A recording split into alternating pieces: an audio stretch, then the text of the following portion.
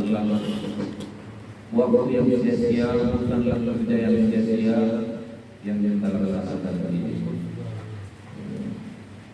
Jadi kita semua mendapatkan juga era buku secara kita apalagi bisa digunakan sebagai ya, kesempatan saling mengingatkan ya, terutama mungkin pada sore hari ini ya tidak lupa juga untuk menggugah hati kita bahwa ya kita sebenarnya tidak boleh lupa haji atau umroh itu wajib diniatkan oleh setiap orang Islam akan melaksanakannya. Walaupun belum kita berumah, kita tetap wajib menjaga niat itu. Itu alhamdulillahnya kalau ada langkah-langkah yang jelas untuk mewujudkan niat itu. Kita sering mendengarkan berita di TV, kampung berhaji, jual gorengan, berangkat haji, setelah menabung sebagian rezekinya dalam beberapa tahun. Kemudian selalu bersama dari kita Muhammad Rasulullah SAW semua baiklah semua waktu sedikit dalam sisi kajian Islam untuk kita pada hari ini yang bisa saya menceritakan yang saya dengarkan yang masih ingat dari mutawif yang membimbing kami mulai dari berangkat ke Indonesia sampai ke mutawif yang memang sudah bermukim berada di Madinah dan Makkah.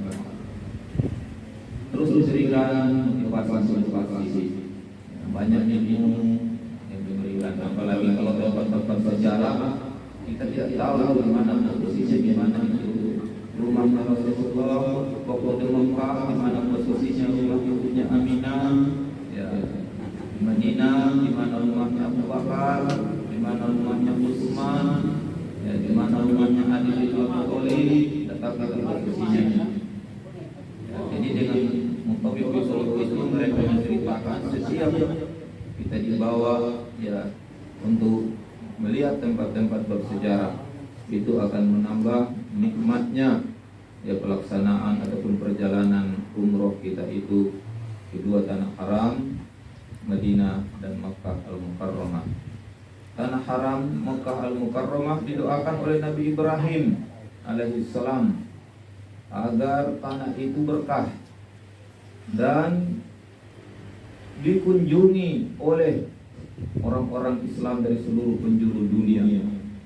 Doa Nabi Ibrahim itu makbul. Kalau ini sudah hampir sama dengan haji ramenya Makkah itu, orang yang umroh, tidak ada lagi ya sepinya di Ka'bah itu saat pagi, siang, malam, tengah malam terus penuh orang yang tawaf. Ada yang tawaf sunat, ada yang memang tawaf umroh, ada yang tawaf kudum, tawaf baru datang. Ke Mekah itu kan kita ada sunat gitu, tawaf kudum namanya. Ya. Bapak-bapak dan ibu yang dirahmati Allah, kalau kawan-kawan yang berangkat, kami yang kalau dari Palembang kemarin itu satu pesawat itu memang charter pesawat khusus, satu rombongan itu 433 orang dari Palembang satu travel gitu. Memang karena keputusasaan untuk melaksanakan haji ini melihat daftar tunggu yang begitu lama, apa masih sampai tidak lagi umur.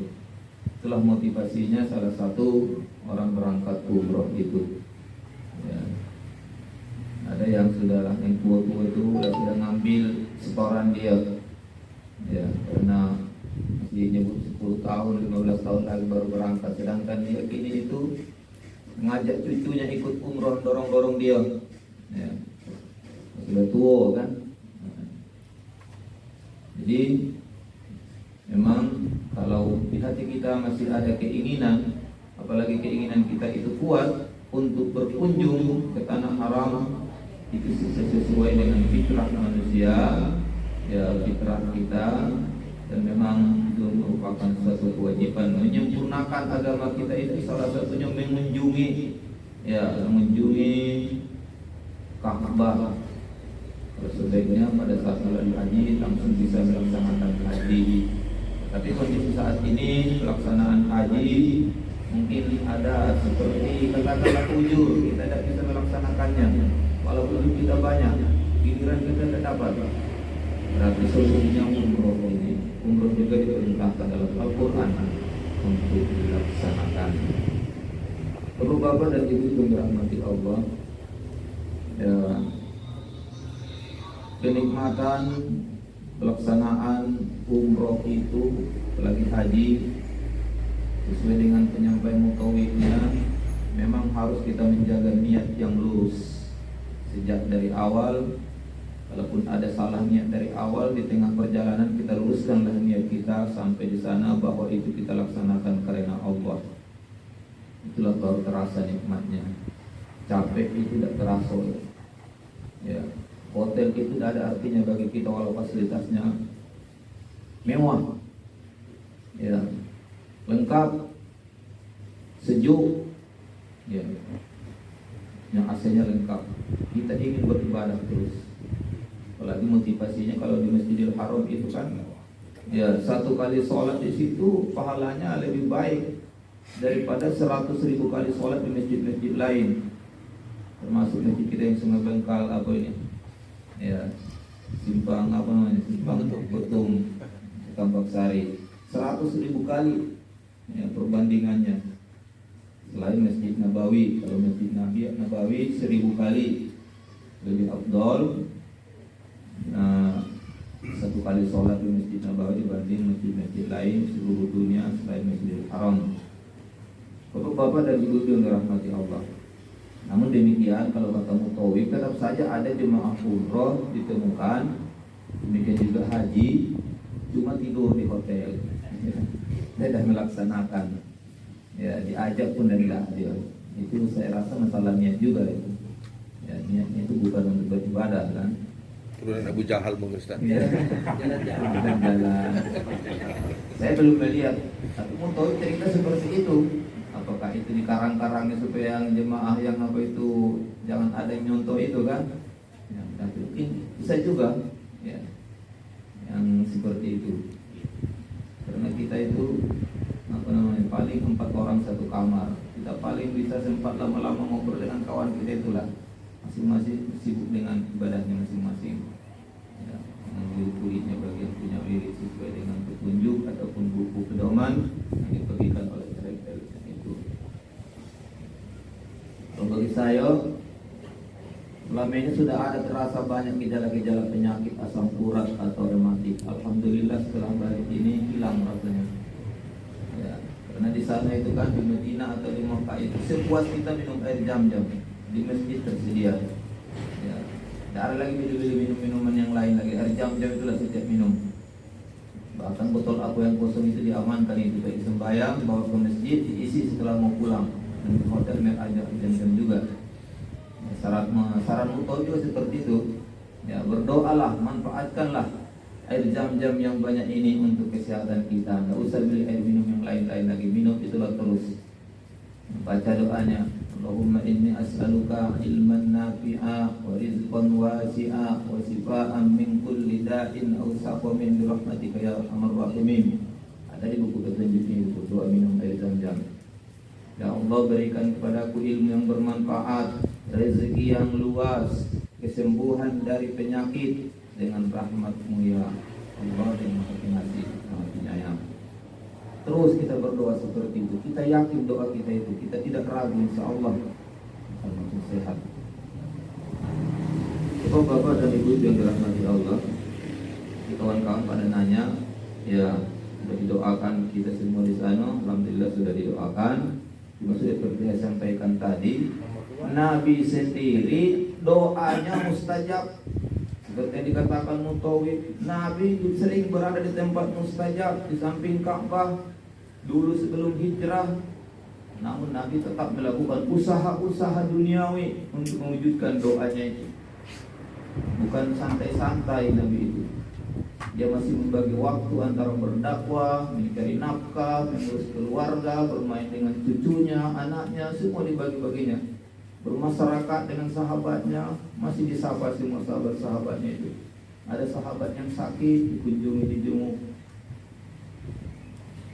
Itu dalam kepribadian Nabi Muhammad SAW yang pada bulan ini masih suasana kita memperingati kelahiran Nabi Muhammad SAW. Jadi mencintai Nabi bisa juga salah satu wujudnya kita menziarahi kuburnya. Karena kata Nabi dalam sebuah hadis, siapa yang menziarahi kuburku setelah matiku sama dengan menziarahi aku pada waktu hidupku. Ada seperti itu. Jadi kita yang rindu Nabi, bertemu Nabi, ya. Ada kata lain, kunjungi rumah Nabi, Masjid Nabawi. Di situ nanti ada raudah. Raudah itu tempat di Masjid Nabawi yang ini itu antara rumah Nabi dengan mimbarnya. Disitulah para sahabat dulu menuntut ilmu, mendengarkan kajian-kajian dari Nabi seperti kita dulu masih seperti itu. Itulah raudah itu yang berebut. Kalau sekarang ini setiap travel harus melapor pula ke pihak Ka'bah itu, keamanan masjid. Data nama-namanya semuanya itu harus di print, baru dibawa, sudah dicap, baru pembangunan, tunggu giliran. Kalau tidak seperti itu tidak dapat, saking banyaknya manusia pun berebut. Paling kita sempat dulu di situ sekedar melaksanakan sholat 2 rakaat, berdoa kalau beraudah itu ya. Setelah itu kita sudah dianjurkan untuk meninggalkan tempat karena ribuan lagi yang nunggu untuk berdoa di raudah itu. Karena raudah itu merupakan juga tempat yang mustajab kalau berdoa ya di tempat tersebut. Bapak-bapak dan ibu yang dirahmati Allah, kalau soal takut bangkrut yang menjadi alasan kita tidak pergi umroh atau haji, ya itu sebenarnya sudah ketakutan yang berlebihan. Karena di sana doa itu mustajab, tidak boleh. Ada masalah. Kita minta doa, misalnya berdoa saya minta harta, minta rezeki supaya lebih lapang. Ya, banyak orang sudah balik haji, balik umroh makin lapang rezekinya. Lagi kalau janji Al-Quran, mari saya sampaikan Ustaz, bahwa orang yang berinfak di jalan Allah itu ya seperti orang menanam sebuah biji yang menumbuhkan 7 tangkai. Jadi masalul ladzina yunfiquna fi sabilillah kamathali habbah ambatat sab'a sanabil. Jadi akan diganti Allah tentu ya. Seperti itu juga.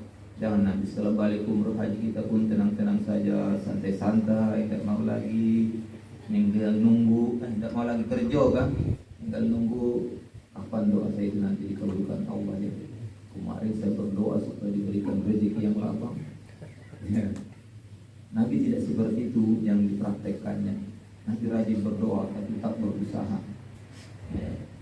Tak berusaha.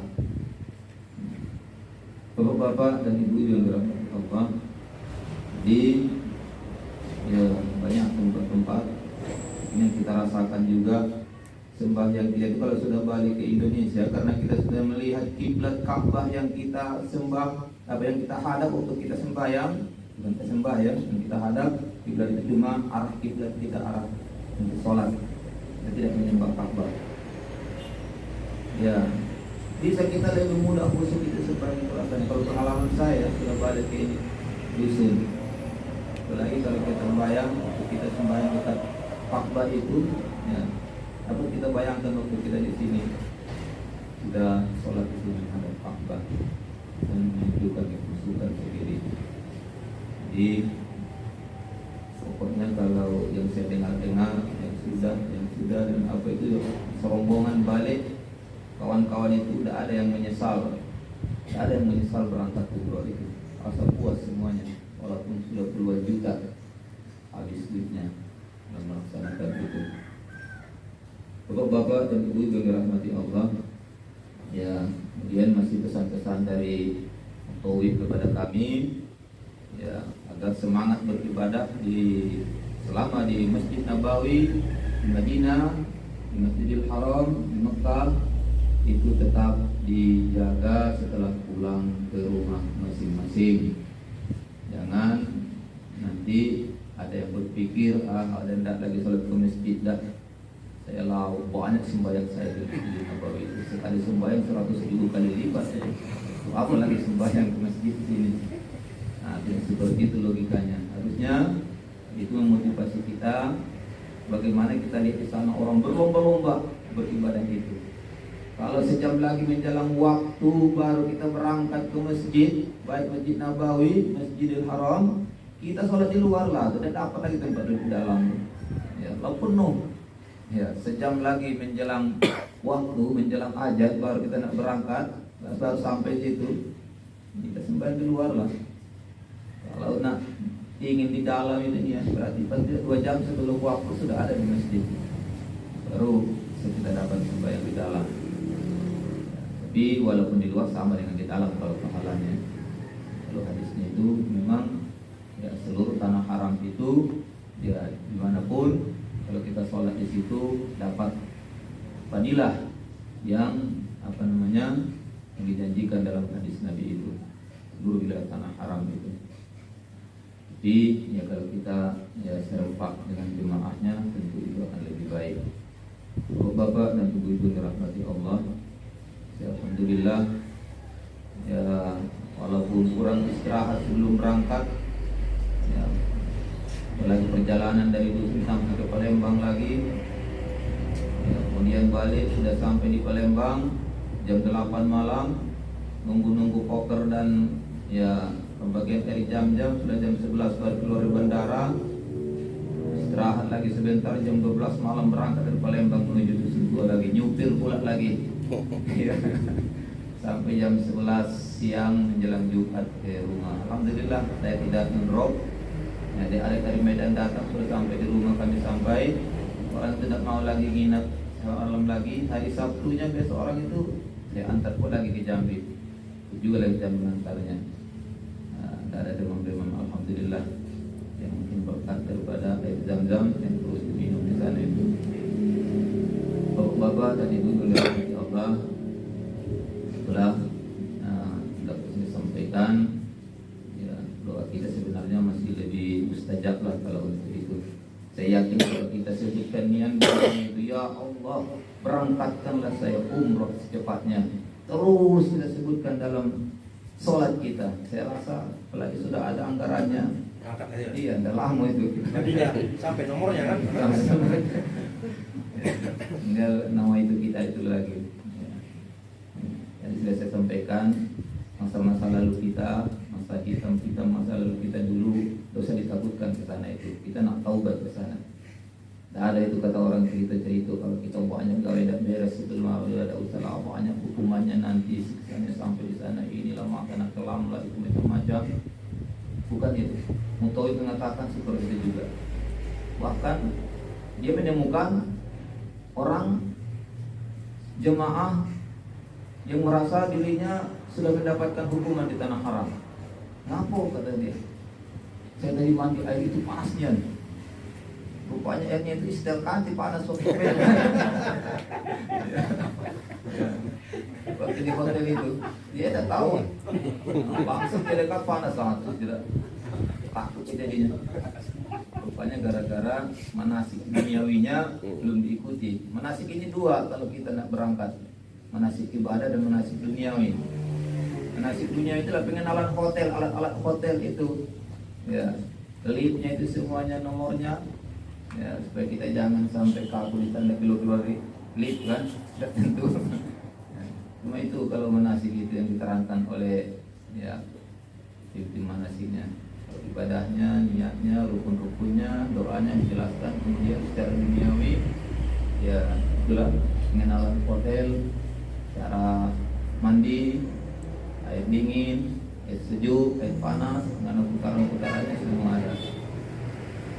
Kalau kita sudah mengikuti, walaupun nanti mandi air hotel yang kita rasa panas itu bukan siksaan ya, bukan hukuman dari dosa. Tidak usah takut, itu ya sebetulnya yang lain-lainnya. Nah, bapak-bapak dan ibu dan masya Allah. Nah, kawan saya satu kamar ada pernah kena tipu.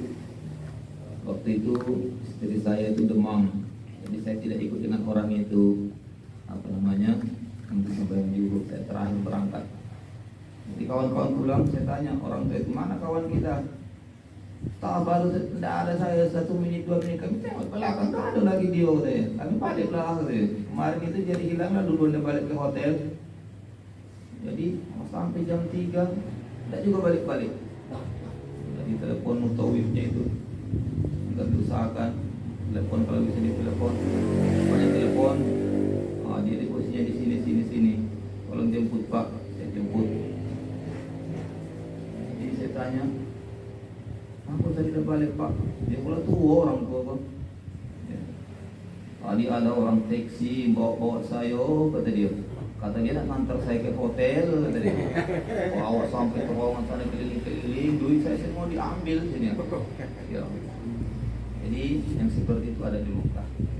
Ada itu taksi-taksi gelap, dia cuma keliling-keliling di situ, kata mutawif itu mencari orang yang bingung. Dia kan nawarkan jasa. Ya. Nawarkan jasa untuk mengantar kita ke hotel, bawanya keliling-keliling, diturunkannya lagi di tempat itu juga, di tempat kita bingung itu.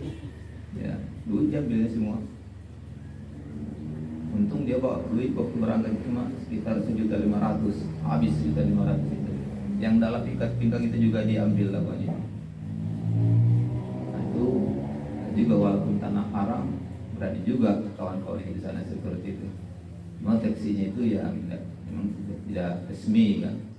Ya, dan orang itu mencari orang-orang yang bingung juga. Ya, mencari orang-orang bingung. Tidak bisa bahasa Arab, tidak usah takut. Semua penjual di sana paham kalau masalah uang dan harga, bahasa Indonesia. Pakai bahasa kita lah, mengertilah orang itu. Lagi di bandara, kita tersesat banyak orang Indonesia tempat kita bertanya. Pakai pengenal semuanya. Bapak dan Ibu yang dirahmati Allah, itu saja dapat saya sampaikan. Ya, saya juga masih terus berdoa supaya kita ya dalam waktu dekat ada yang menyusul untuk melakukan perjalanan rihlah, ya rihlah religinya atau rihlah agamanya menuju tanah suci Madinah Al-Munawwarah. Masih kata mutawif, berangkat ke Madinah atau haji atau umroh, salah satu perkara yang tidak boleh ditunda-tunda kalau sudah cukup biayanya, kalau sudah mampu, karena berkaitan dengan masalah umur dan kesehatan. Kita terlalu lama menunda, takutnya nanti umur tidak sampai, atau mungkin sudah sampai tapi badan tidak sehat lagi. Walaupun nanti berangkat didorong-dorong pakai kursi roda, itu jangan kurang ya nikmatnya. Ini kita kawaknya, mungkin juga sa'inya kita laksanakan sendirilah. Kalau memang tidak kuat, di situ sudah siap menunggu para pencari orang-orang yang tidak kuat lagi melanjutkan sa'inya, berjalan dari Safa dan Marwah, didorong pakai kursi roda. Nah, ada dealnya berapa kosnya untuk ya, pelaksanaan itu. Ya Allah wa ya subhanallahi bihamdik, asyhadu an la ilaha illa anta, astaghfiruka wa atubu ilaik. Assalamualaikum warahmatullahi wabarakatuh.